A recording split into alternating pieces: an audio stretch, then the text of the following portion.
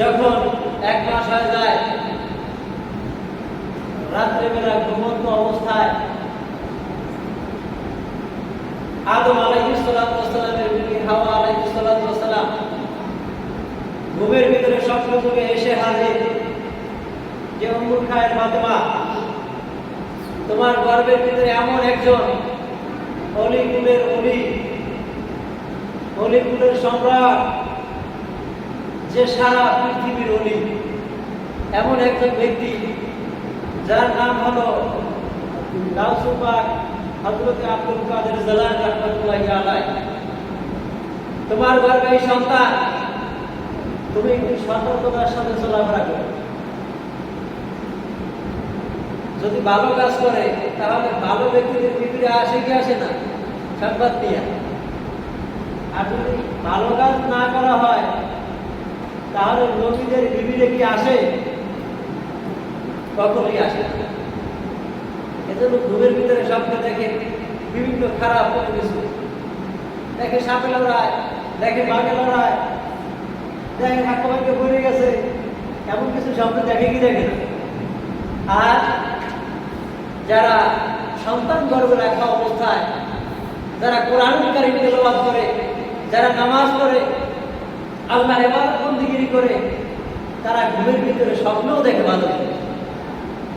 ভালো জিনিস দেখে কি দেখে না? উম্মুল খায়ের ফাতেমা রাহমাতুল্লাহি আলাইহা যখন গর্ভের ভিতরে সন্তান রেখে বিবির কাছে যায় না, গর্ভে সন্তান রেখে হারাম খাবার খায় না, গর্ভে সন্তান রেখে দুনিয়ার কোনো পরপুরুষ দেখে না, গর্ভে সন্তান রেখে কখনো মিথ্যা কথা বলে না, গর্ভে সন্তান রেখে কখনো হারাম খাবার খায় না, গর্ভে সন্তান রেখে কখনো নামাজ ছাড়ে না, গর্ভে সন্তান রেখে কখনো তাহাজ্জুদ ছাড়ে না, গর্ভে সন্তান রেখে কখনো রোজা ছাড়ে না, গর্ভে সন্তান রেখে কখনো আল্লাহর হুকুম তিনি ছাড়েন না। যার জন্য গর্ভে থাকা অবস্থায় প্রথম রাজনীতি মাসে আদম নবী আলাইহিস সালাতু ওয়াস সালামের বিবি হাওয়া আলাইহিস সালাতু ওয়াস সালাম ঘুমন্ত অবস্থায় স্বপ্নে যুগে এসে ডাকে বলে, উম্মুল খায়ের ফাতেমা, তোমার গর্ভে এমন একজন সন্তান আল্লাহ দান করছে, যিনি হলো সারা বাদশাহ, সারা পৃথিবীর অলি। তুমি সতর্কতার সাথে চলাফেরা করবা।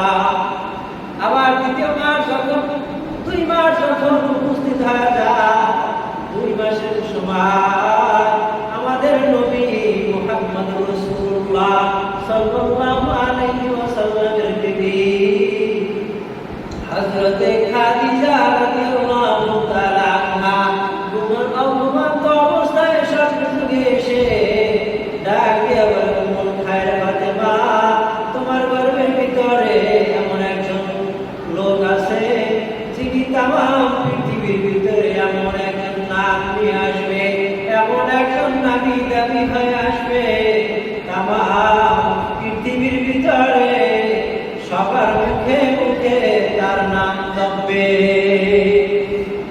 তুমি সতর্কতার সাথে চলাফেরা করবা। আবার যখন 3 মাস হয়ে যায়, 3 মাসের সময় ঘুমন্ত অবস্থায় রাতের রজনীতে হযরতে রাসূল পাক সাল্লাল্লাহু আলাইহি ওয়াসাল্লামের বিবি হযরতে আয়েশা রাদিয়াল্লাহু তাআলা আনহা ঘুমন্ত অবস্থায় এসে ডাক দিয়ে বলে, উম্মুল খায়ের ফাতেমা, তোমার গর্ভের ভিতরে এমন একজন সন্তান, যিনি হলো গাউসুল পাক হযরতে আব্দুল কাদের জিলানী। তুমি সতর্কতার সাথে চলাফেরা করবা। তবে করতে করতে প্রত্যেক মাসে মাসে এক একজন লোক এসে হাজির হয়। আবার একটা মাস যখন উপস্থিত হয়, এবার ফেরাউনের স্ত্রী আসিয়া রাহমাতুল্লাহি আলাইহা তিনি এসে ঘুমন্ত অবস্থায় স্বপ্ন থেকে হাজির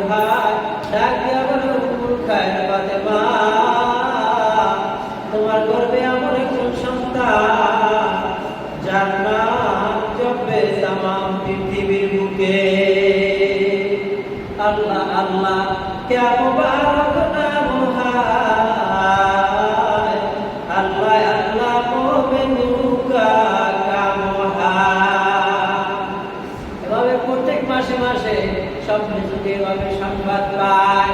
যখন সন্তান দুনিয়াতে আসে প্রথম রজনীতে রমজান মাস, আর এই রমজান মাসে এসে যখন হাজির হয়ে যায়, যখন শাবান 29 তারিখ যখন শুরু হয়ে যায়, এই 29 শাবান আব্দুল কাদের জিলানী রাহমাতুল্লাহি আলাইহি দুনিয়ার জমিনের বুকে আগমন করেন।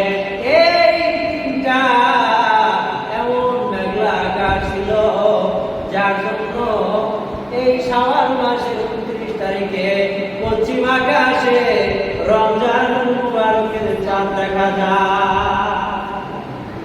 যদি আকাশে মেঘাচ্ছন্ন হয়ে যায়, আকাশে চাঁদ দেখা যায় না। এখন তো বৈজ্ঞানিকের যুগ, আমরা চাঁদ দেখি কি দেখি না।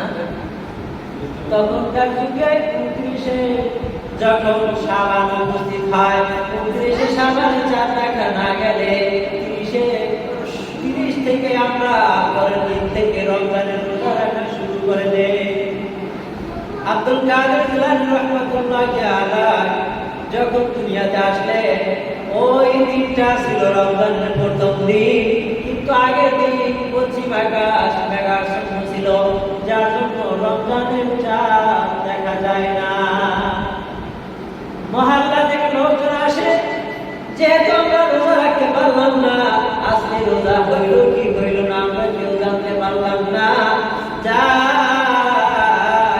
এমন একজন বুজুর্গ আছে আবু সালেহ মুসা রাহমাতুল্লাহি আলাইহি, তার বাড়িতে আমরা যাই, তার বাড়িতে যাই, তার কাছ থেকে খবর জানবো যে আজকে রোজা হবে কি হবে না, আজকে প্রথম রমজান কিনা এইটা জানার জন্য যখন আবু সালেহ মুসা রাহমাতুল্লাহি আলাইহির বাড়িতে হাজির হয়, বাড়িতে গিয়ে আবু সালেহ মুসা রাহমাতুল্লাহি আলাইহি পাওয়া যায় না। বিবিকে ডাক দিয়া বলে, আবু সালেহ মুসা রাহমাতুল্লাহি আলাইহির কাছে আসছিলাম, আজকে রমজান হয়েছে কি হয় নাই আমরা জানি না, কিভাবে আমরা জানবো? এবার ফাতেমা রাহমাতুল্লাহি আলাইহি যখন সন্তান ভোর রাতে যখন আসে, এই সন্তান দুধ পান করলো, মধু পান করলো, যখন দিনের বেলা হয়ে যায় সন্তানকে বারবার দুধের কাছে নিয়ে যাওয়া হয়, কিন্তু সন্তান এক ফোঁটা দুধও পান করে না। বারবার বুকের কাছে নিয়ে দুধের কাছে ধরে, কিন্তু সন্তান দুধ পান করে না, মুখ ফিরিয়ে নেয়। এবার মহল্লাবাসীকে ডাকিয়ে বলে, শোনো, আজকে রমজান মাস কিনা জানি না, তবে আমার সন্তান দুনিয়াতে আগমন করছে। যখন সকালবেলা দুনিয়াতে আসে তখন সন্তান দুধ পান করছিল, মধু পান করছিল। যখন দিন হয়ে যায়, দিনের বেলা আমি বারবার সন্তানকে দুধের কাছে মুখ লাগাই, কিন্তু সন্তান একবারের জন্য দুধে মুখ লাগায় না। তবে সন্তানের দ্বারা বোঝা যায় যে আজকে রমজান মাস।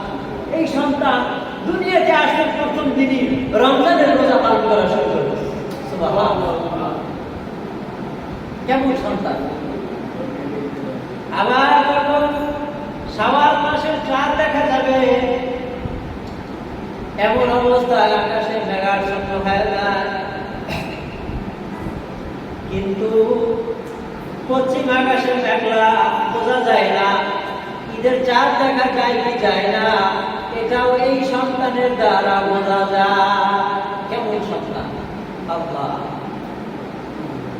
আর আমাদের সন্তান কেমন? এই জন্য মায়ের গর্ভ থাকা অবস্থায় মা পয়সা পয়সা মোবাইল দেখবে। এই জন্য সন্তান দুনিয়াতে, ছোট বাচ্চাও মোবাইল দেখে কি দেখে না? মোবাইল দেখে গেলে শান্তি। মা সন্তান গর্ভে রাইখা টিভি দিয়ে তাকাইয়া রইল, বাচ্চাকে টিভির দিকে টিভিটা যদি সাইড রেখে দেয়, এই সন্তান টিভি দেখবে, কোনো কান্নাকাটি করবে না। আছে না নাই? হ্যাঁ, যদি মা ভালো হয় সন্তানের ভালো আশা করা যায় কি যায় না? হ্যাঁ,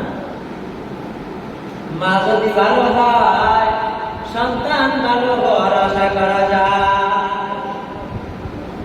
এবার মা গর্ভে রাখিয়া সন্তানকে কোরআনুল কারীম তেলাওয়াত করছে, নামাজ কখনো ছাড়ে না। মা যখন রুকুতে গিয়ে রুকু তাসবিহ পাঠ করছে সুবহানা রাব্বিয়াল আযীম, মা যখন সিজদায় গিয়ে বলছে সুবহানা রাব্বিয়াল আলা, সিজদা থেকে উঠিবার সময় সামি আল্লাহু লিমান হামিদা রব্বানা লাকাল হামদ। মা এই ঘটনাগুলো নামাজ যখন যেই তাকবীর তাহমিদগুলো বলছে, রুকু তাসবিহ বলছে, সিজদা তাসবিহ বলছে, সন্তান গর্ভে থাকিয়া সবগুলা শুইনা গর্ভে থাকা অবস্থায় মুখস্থ করিয়া ফেলাইছে। কেমন সন্তান? এজন্য গর্ভে থাকা অবস্থায় মা যদি ভালো কাজ করে, মা যদি কোরআনুল কারীম তেলাওয়াত করে, ওই সন্তান গর্ভে থাকা অবস্থায় গর্ভের ভিতরে বৈশা সেই জিনিসগুলো শিখবে। এবার সন্তান দুনিয়াতে যখন আসলো, এই সন্তান আবু সালেহ মুসা রাহমাতুল্লাহি আলাইহি ছোট বাচ্চাকে নিয়ে মসজিদে যায় নামাজ আদায় করার জন্য। মসজিদের ইমাম হইল আবু সালেহ মুসা রাহমাতুল্লাহি আলাইহি। ছোট বাচ্চাদেরকে আমরা মসজিদে নিয়ে আসি, হ্যাঁ আসি কিনা বলেন? ছোট বাচ্চারা দুষ্টুমি করে না? করে কিনা? আবু সালেহ মুসা রাহমাতুল্লাহি আলাইহি ছোট বাচ্চাকে নিয়ে মসজিদে নামাজ আদায় করার জন্য আসে। আবু সালেহ মুসা রাহমাতুল্লাহি আলাইহি নামাজ আদায় করে, আর ছোট সন্তান দরজার সামনে বসিয়া জুতাগুলো বারবার আউলায়। অর্থাৎ একটা দিছে দক্ষিণ মাথায় আর একটা দিছে উত্তর মাথায়। ওলামাদের কাছ থেকে বুঝুন তো, একটা জুতা দিয়েছে দুয়ার দ্বারা, একটা দিয়েছে রাস্তায়। এমন ঘটনাগুলো জুতাগুলো এলোমেলো হয়ে আছে। মুসল্লিরা যখন মসজিদ থেকে সালাত আদায় করে বের হইলেন, বের হয়ে দেখতেছে জুতাগুলো সব এলোমেলো। মেজাজ গরম না ঠান্ডা? যদি আমরা কেউ একজোড়া জুতা, একজনের যদি জুতা আর একজনের নিয়ে যায়, মাথা গরম হয়ে যায় না? যাই কিনা? মসজিদ থেকে বাইরে যদি একটা জুতা দেখেন যে জায়গায় আছে, আর একটা জুতা যদি দেখেন রাস্তায় অথবা ডোবায় পড়ে আছে, মেজাজ গরম হয়ে যাবে না? সেই পুরো গাড়া মসজিদে আনতে হয়, বলে কি? এভাবে একদিন নয়, দুই দিন নয়, প্রায় দিন এভাবে কাজ কর্মগুলো শুরু করলো। হঠাৎ করে একদিন তাকায় দেখে নিচে থাকে জুতাগুলো উপরের থাকে, আর উপরের থাকে জুতাগুলো নিচের থাকে উঠে গেছে। নামাজ থেকে বের হইলেন মুসল্লিরা। বের হওয়ার পর মসজিদের সামনে গিয়ে দেখে উপরের থাকে যে জুতাগুলো রাখছিল, জুতাগুলো নিচের থাকে দেখা যায়, আর নিচের থাকে যে জুতাগুলো রাখছিল সেই জুতাগুলো নিচের থাকে দেখা যায় না, জুতাগুলো উপরের থাকে দেখা যায়। কি ব্যাপার, জুতাগুলো এলোমেলো কেন? আবার দেখবেন একটা বাচ্চা দুষ্টুমি করে, একটা বাচ্চাকে মুখে করছে দুষ্টুমি, বলে কি বলে না? শোনেন, এই জুতাগুলো এলোমেলো করেছে হুজুরের পোলায়। হুজুরের খুব সম্মান করি, হুজুরের পোলায়, হুজুরের ছোট পোলার লইল লাগে, নামাজ পড়তে আয় আর পোলায় দুষ্টুমি করে। হুজুরের কিছু কমও যায় না, হুজুরের কিছু কমও যায় নাকি? সম্মানের মানুষ হুজুরকে সম্মান করে, হুজুরের পোলায় জুতাগুলো এলোমেলো করিয়া ফেলাইছে। হুজুর আপনার সন্তান জুতাগুলো এলোমেলো করে ফেলাইছে দেখেন, কিন্তু আর কিছু বলে না, কারণ হুজুরের পোলা। কিছু দূর যাওয়ার পর আবু সালেহ মুসা রাহমাতুল্লাহি আলাইহি ডাকতে বলে, আব্দুল কাদের, তোমাকে আর মসজিদে আনা যাবে না। কেন বাবা, আমাকে মসজিদে কেন আনা যাবে না? তুমি মসজিদে আসলে দুষ্টুমি করো, জুতাগুলো এলোমেলো করিয়া ফেলাও। তাই বাবা আপনারা যখন নামাজে যান, মসজিদের ভিতরে প্রবেশ করে, কে জানো এসে ডাক দিয়ে আমাকে গাইবি ভাবে বলে, আব্দুল কাদের উপরে থাকে যেই জুতাগুলো আছে ওই জুতাগুলো জাহান্নামী মানুষ, আর নিচের থাকে যেই জুতাগুলো এরা জান্নাতি মানুষ। জান্নাতি মানুষের জুতাগুলো উপরে থাকে উঠাইয়া দাও, আর জাহান্নামী মানুষের জুতাগুলো নিচের থাকে নামাইয়া দাও। আমার দোষ আছে?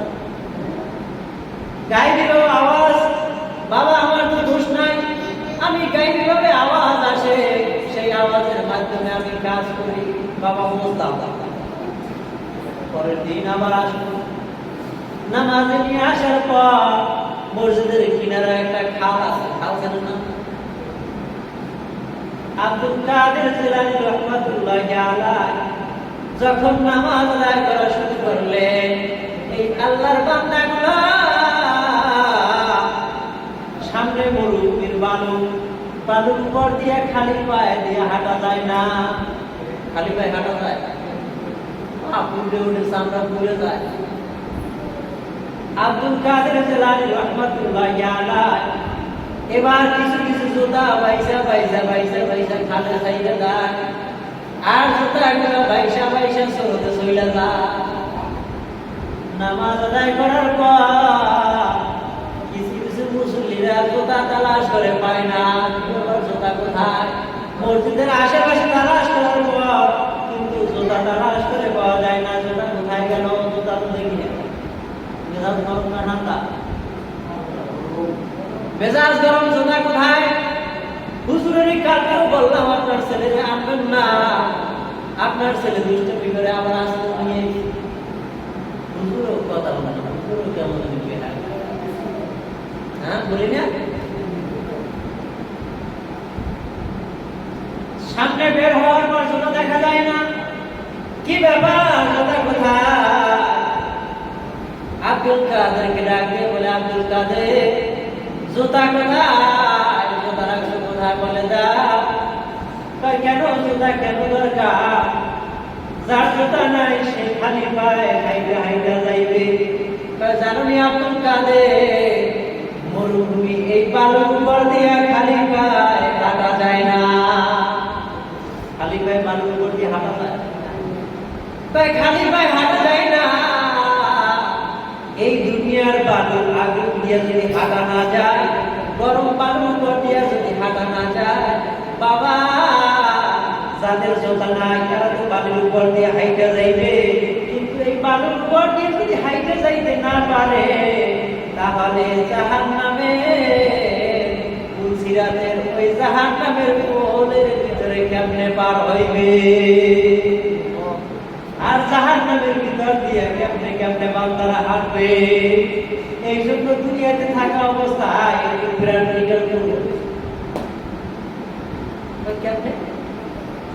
বাবা সবাই যখন নামাজে ঢুকে যায়, গাইবি ভাবে কে জানে এসে বলে, আব্দুল কাদের এই জুতার লোক জাহান্নামী, জুতাগুলো নদীতে ছাইড়া দাও।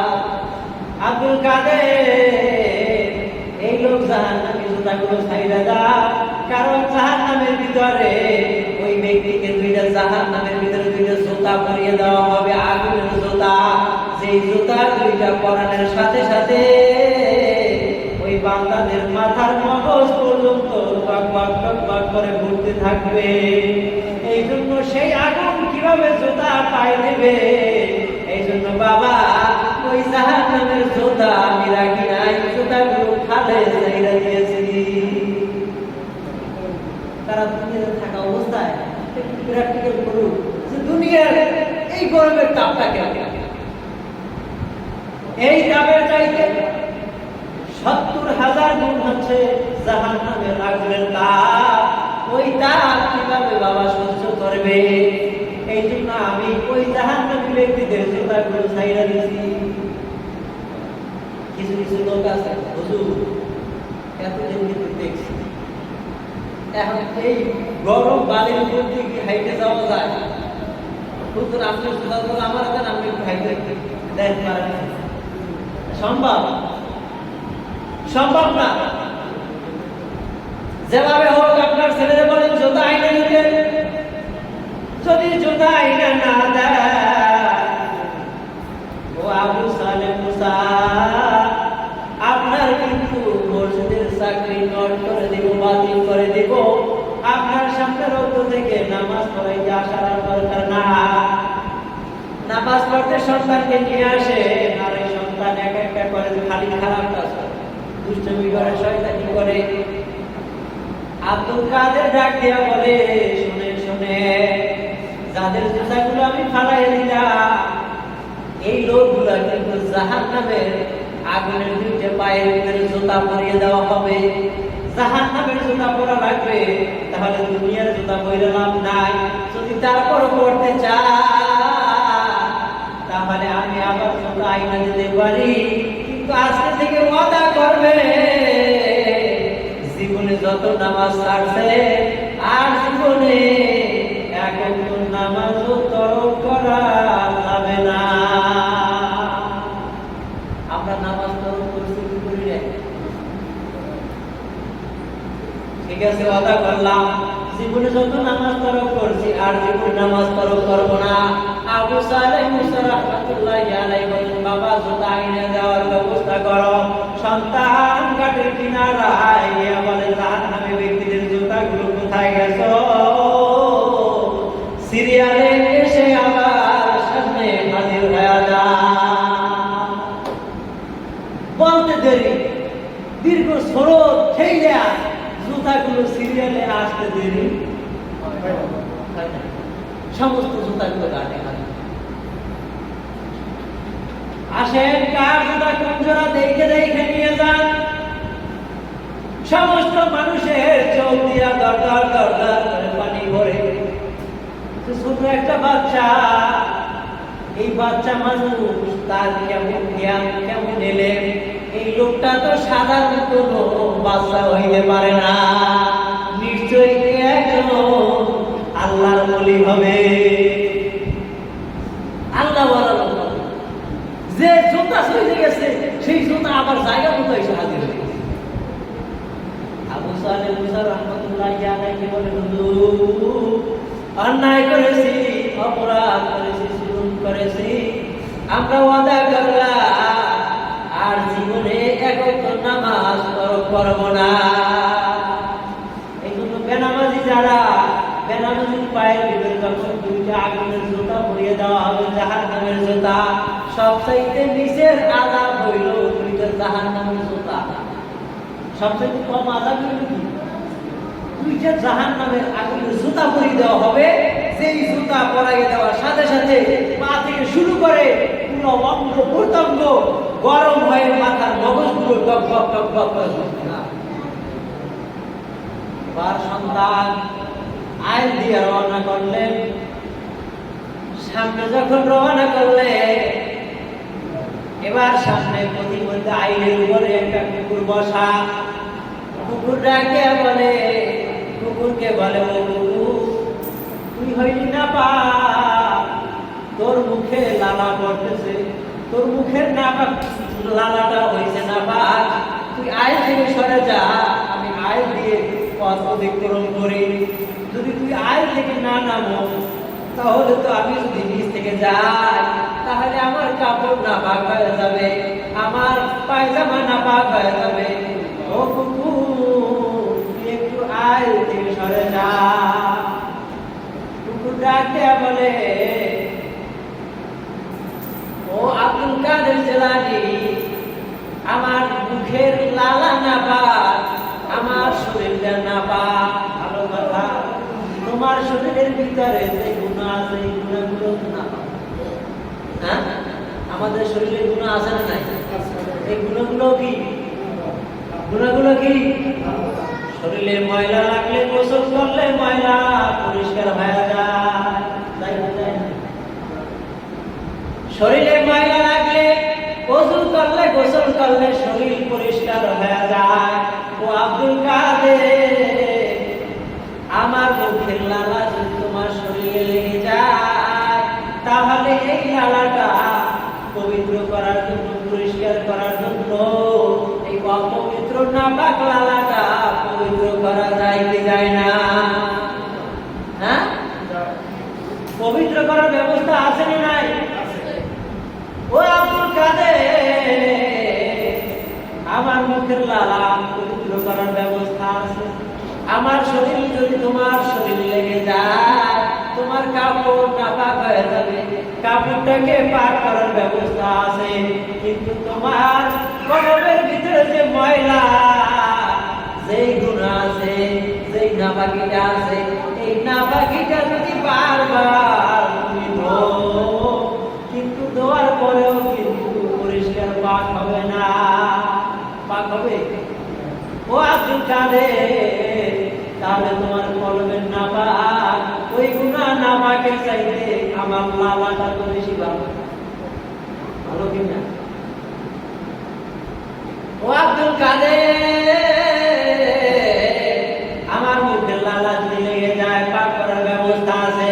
তোমার গুনাহ এমন গুনাহ কলবে জমে আছে, এই গুনাহ যদি বারবার গোসল করো, বারবার ওযু করো, তারপর কলবের গুনাহ তুমি মোচন করতে পারবা না।